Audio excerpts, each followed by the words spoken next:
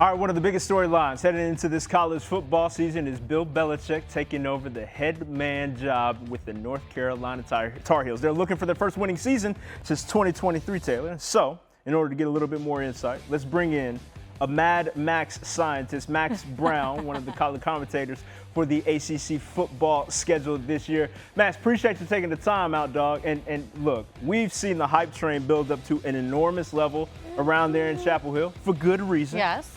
But when it comes to matching the hype, meeting the hype, what can we expect from Bill Belichick just sort of taking over from a tone standpoint this season?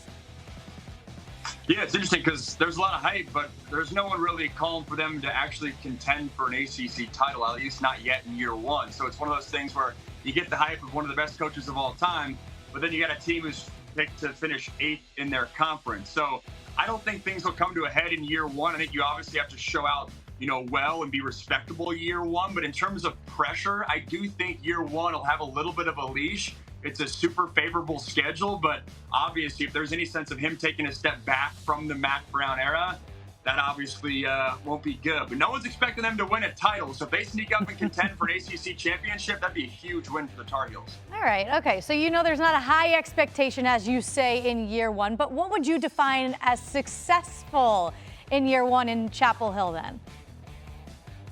I point to that 8-win mark. It's a mark that Mac Browne reached 3 times, but Mac Browne had 2 NFL starting quarterbacks on his roster. At least right now, that's not what Bill Belichick has. So, the Vegas betting folks have it around 6-7 wins. I go 8 wins. Like we mentioned, it's the 6th easiest schedule in college football, so there's certainly wins to be had. Yep. But I think just overall, the temperament in the program, it can't be any sort of, hey, it's another year of a middling program, kind of like it was under Mac Browne. I think you need to go into next offseason feeling like this is a North Carolina team that's right at the top of that second group. I mean, I look at, you got Miami, you got Clemson. I still put Florida State from a brand perspective in that tier one, but there's no reason North Carolina can't be right pushing the heels, kind of like Georgia Tech and Louisville are right now. Yeah.